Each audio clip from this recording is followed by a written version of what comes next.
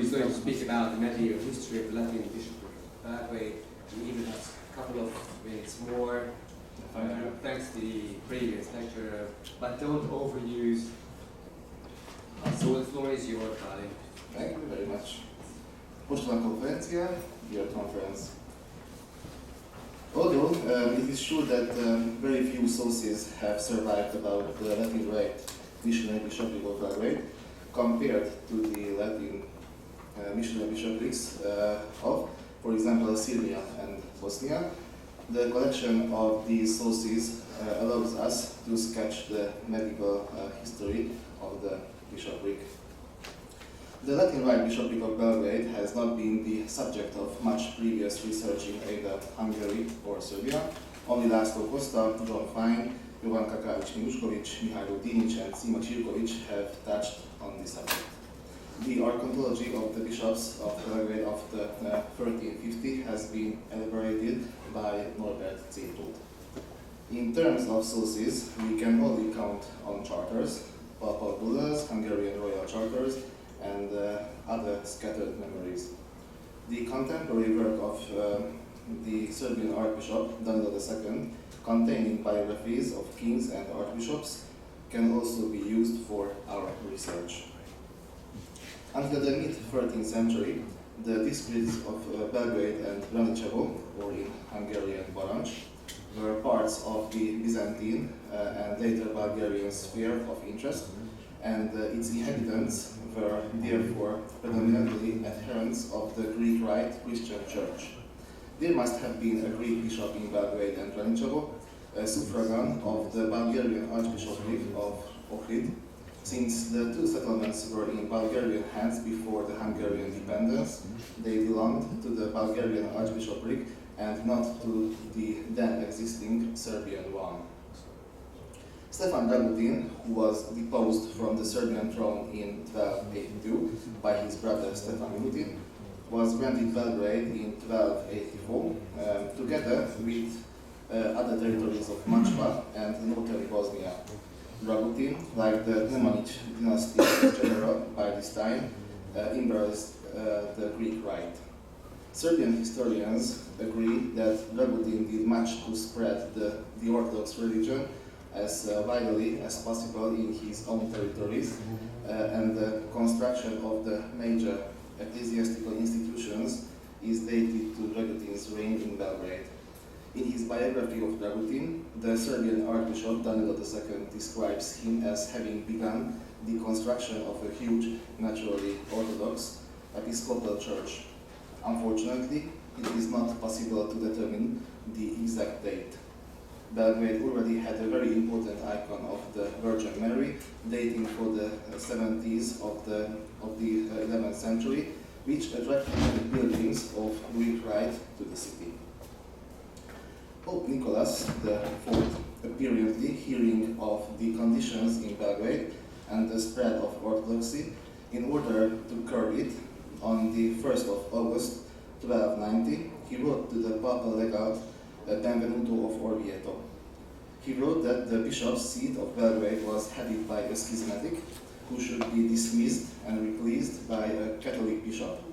Between 1293 and 1295, Benedict appears in our sources as the Bishop of Belgrade, and he was the royal chaplain and royal secretarius of Hungary too. Although no source has survived, it can be assumed that at the time of its foundation, the Bishopric of Belgrade was under the suffragan of the Archbishopric of Kaluča. John Fine writes that Dragutin was anxious to be on good terms with the Pope, so he invited the Franciscan order into Bosnia and also authorized the establishment of a Catholic bishopric in Belgrade, and notes that his good relations with the Latin Church were probably due to his mother, Queen Jelena. In my opinion, the establishment of the Bishopric of Belgrade was not at all due to the goodwill of King Dragutin, but rather to the motivation of Pope Nicholas IV. Pope Nicholas, whose original name was Girolamo Maschi, was born into a poor family and entered the Franciscan order at a young age. Educated by the order in first-rate schools, his talent had already attracted intervention of Pope Gregory X. At the age of 45, in 1272, the Pope sent Brother Girolamo to Constantinople to invite the Greek clergy to the Synod of Lyon. He was also involved in a number of diplomatic missions, and Pope Nicholas III appointed him Latin Patriarch of Constantinople in 1281, though it was a titular and a short-lived post. But all his shows that, on the one hand, he was a strong supporter of the Franciscan order, and on the other, he had first-hand knowledge of Greek ecclesiastical conditions, which is why, in my opinion, he pushed for the creation of the Bishopric of Belgrade, and in addition, the establishment of a Franciscan mission in Bosnia and the Northern Balkans. Of course, the establishment of a bishopric had to be backed by a secular power, but in the case of the Bishopric of Belgrade, secular support can be sought more in the motivation of the Hungarian king than in the zeal of Dragutin, who was faithful to the Orthodox Church until his death. There is also another argument that the establishment of this diocese of Belgrade was due to Pope Nicholas IV and the interest of the Latin Church and to Hungarian foreign policy towards the south, rather than to the Gabriel of Stefan Dragutin. Judith Gál, in a study published in 1213, explains the dispute between the archbishoprics of Antivari or Bar and Raguza or Dubrovnik at the beginning of the 14th century. This struggle was then, among other things, over the spiritual jurisdiction of the few Latin Rite believers and churches in Serbian territories. By the end of the 13th century, in the 1290s, however, the Serbian side had clearly taken a Greek Rite position, and the strengthening of the Kingdom of Serbia made the functioning of the Latin Archbishopric of Antivari increasingly impossible. In my opinion, it is possible that Pope Nicholas wanted to replace the already very distant Antivari ecclesiastical center with Belgrade, which was on the border of Latin Christianity and was basilically dependent on the Catholic Kingdom of Hungary. It was also in the interest of the Hungarian ecclesiastical expansion to bring the remaining Northern Balkan territories under its ecclesiastical control after the establishment of the Bishopric of Sirmia on the territories of Mačva and after the annexation of the Bosnian bishopric. Serbian sources, especially the works of Archbishop Danilo, written between 1317 and 1327, show that the establishment of the Latin bishopric did not mean the end of the Orthodox bishopric in Belgrade. Archbishop Danilo at least describes the pilgrimage to Belgrade of the Serbian Queen Simonida and praises Dragutin for the construction of the imposing episcopal church. And the Orthodox Archbishop clearly not wrote words of praise for posterity for the construction of a Catholic cathedral. In the Hungarian literature, it has been stated that the bishopric ceased to exist in 1295, when the city fell into Serbian hands because the Serbian King Milutin conquered Belgrade and only King Charles I restored it in 1322. Well, the Serbian takeover is basically refuted. The Serbian Dragutin had already been in possession of Belgrade since 1284. The relationship between the two brothers, Milutin and Dragutin, was particularly good at this time. Milutin had come to Dragutin's aid during the rebellion of the Kumans in Braničevo, and Dragutin had helped Milutin out in the war with Byzantium. In any case, the Bishopric of Belgrade did not cease to exist in 1295, regardless of military reasons, although there are indeed some blank spots in the archontology of the bishops. A document from 1306 mentions the Franciscan Martin as the Bishop of Belgrade. The date of Bishop Martin's death is not known, but it probably occurred between 1316 and 1319. After his death, the Hungarian-Serbian wars left the episcopate vacant until 1322.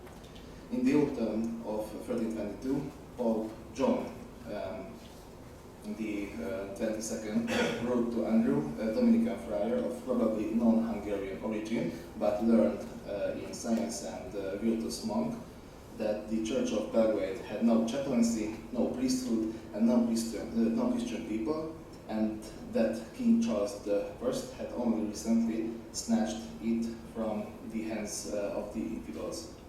The Catholic Bishop of Belgrade, Andrew, was consecrated by Bishop Belgradius of Porto at the Apostolic See. Contrary to the literature, we cannot speak here of a re-establishment. The seat of Belgrade was refilled after a brief vacancy. We know the names of other bishops of Belgrade until the mid-15th century.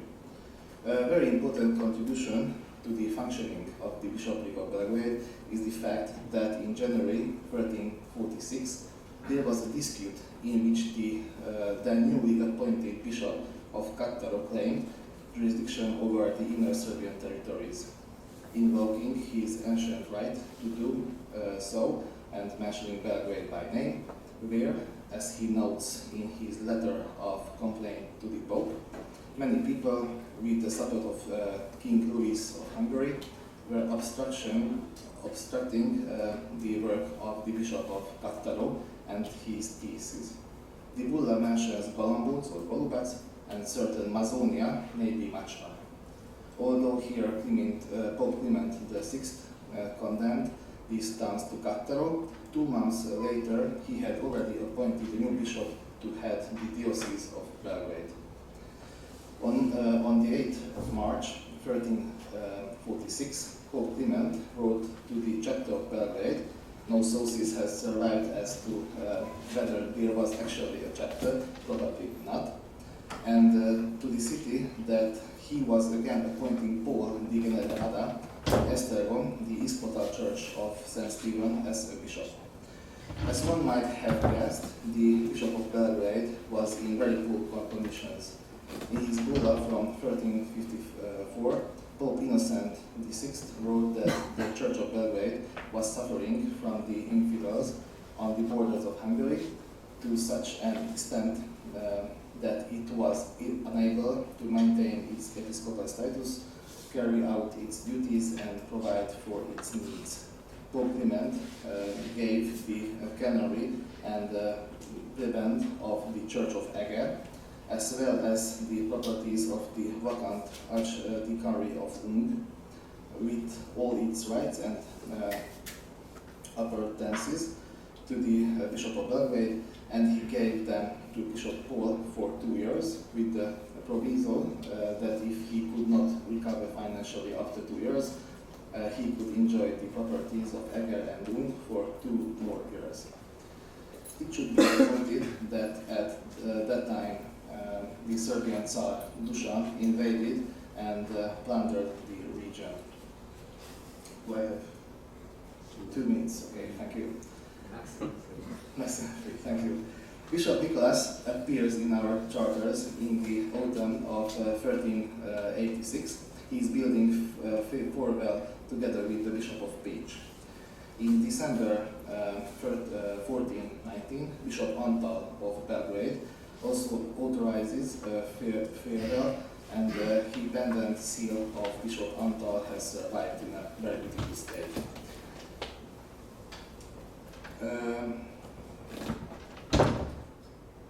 From 1450 onwards, Norbert Zito worked up the archontology of the bishops of Belgrade, from which it is clear that from that time onwards they had other stellums besides the dignity of Bishop of Belgrade. 3 persons were at the same time auxiliary bishops of Veszprém, 1 auxiliary bishop of Vác, etc. In the light of the sources, it seems that after the donation of Pope Innocent in 1354, all attempts to keep the bishopric of Belgrade alive ceased, and by the second half of the 14th century, following the Ottoman conquest of the Balkans, it was accepted that the bishopric of Belgrade could not move away from the baseline of titular bishoprics. It is questionable how many bishops during this period actually went down to their seat and attempted to organize some kind of mission there, probably none.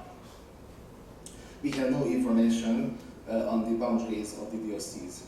My guess is that the bishopric of Syrmia exercised spiritual jurisdiction over the core area of Mačo, the region surrounded by the Drina, Sava and Kolubara rivers, and the Latin bishopric of Belgrade was probably intended to cover the Orthodox population of the northern Balkan areas to the east and southeast of Kolubara, taking over the spiritual jurisdiction over the interior Serbian areas from the declining archdiocese of Antivari and Kattaro.